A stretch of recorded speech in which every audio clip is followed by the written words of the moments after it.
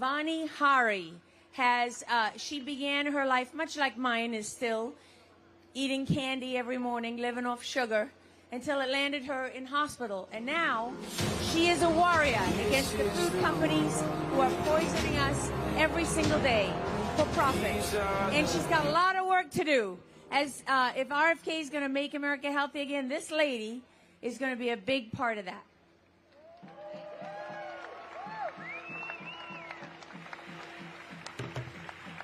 Thank you so much. It's surreal to be here today. There's something critical you need to know about the American food system. It affects all of our lives and has been overlooked for decades. Our government is letting U.S. food companies get away with serving American citizens harmful ingredients that are banned or heavily regulated in other countries. Even worse, American food companies are selling the same product overseas without these chemicals, but choose to serve us the most toxic version. One set of ingredients over there and another one here. Let me give you some examples. This is McDonald's French fries from the United States. It has 11 ingredients. But in the UK, there's only 4, and salt is optional. This one has an ingredient called dimethyl polysiloxane, an ingredient that can be preserved with formaldehyde, a neurotoxin, and just happens to be the first ingredient in silly putty. This is United States Fanta right here. It's made with high fructose corn syrup, artificial dye, yellow 6, red 40, and sodium benzenate. In the UK, they have real orange juice inside, and it's colored with carrots and pumpkin. In Skittles, there's 10 different artificial dyes here in the United States, plus titanium dioxide, an ingredient that's banned in Europe because it causes DNA damage.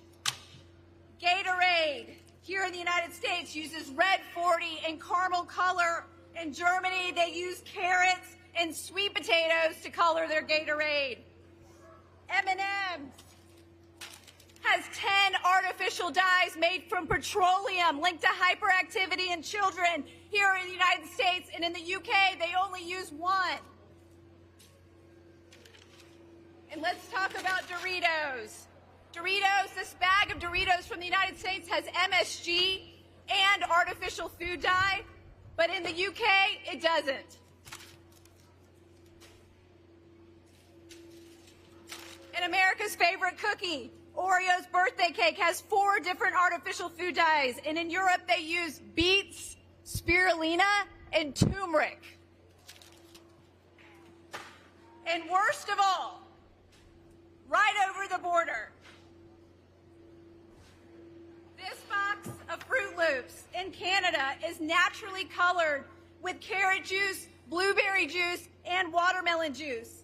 This American version has 4 different artificial dyes made from petroleum and the preservative BHT, which is an endocrine-disrupting chemical linked to cancer.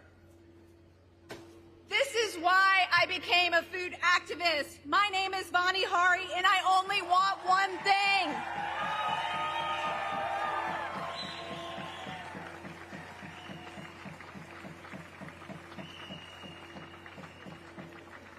I want Americans to be treated the same way as citizens in other countries by our own American companies.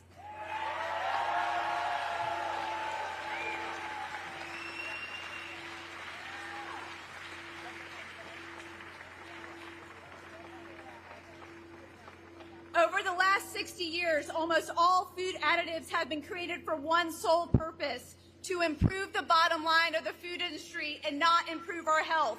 These chemicals are created to mimic real food, to make it easier and cheaper for food manufacturers to preserve their food, to make it last longer on the shelf, to help manufacturing, and sinister of all, to allow them to create products that are addictive in nature.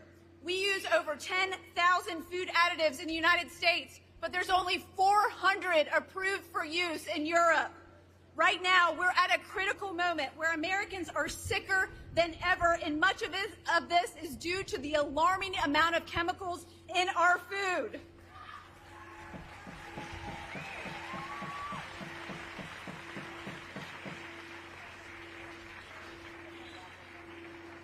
Asking companies to remove artificial food dye would make an immediate impact. They don't need to reinvent the wheel.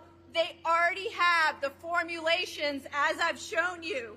Food companies have found in focus groups, children will eat more of their product with artificial dye because it's more attractive and appealing.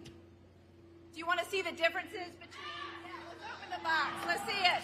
Let's see it. Let's see it. So this is the U.S. version right here. And this is the Canadian version. Here we go.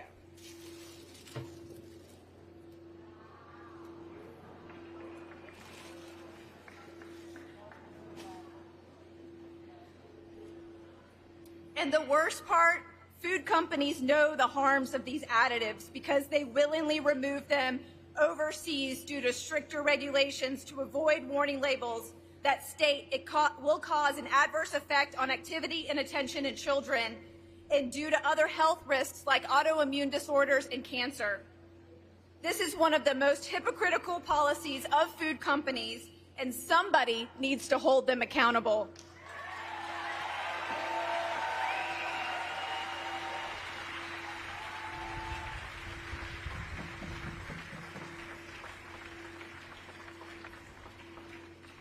The FDA is asleep at the wheel. They've admitted they're not capable of regulating all these chemicals in our food. And the food companies are using the lack of regulation to their advantage. Right now, I'm petitioning Kellogg's because the government hasn't taken up the issue. In 2015, Kellogg's announced plans to remove these dyes by 2018, but they never did, and they lied to us.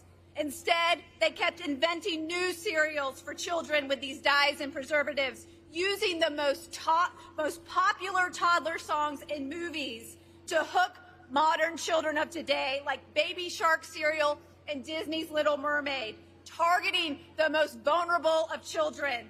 We have now close to 150,000 signatures on the petition to ask Kellogg's to finally serve Americans the same cereals they are serving in other countries.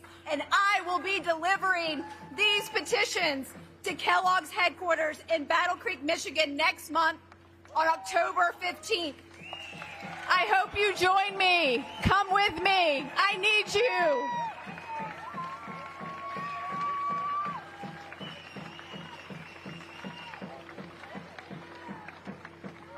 And because health is nonpartisan, I'm inviting both presidential candidates to join me.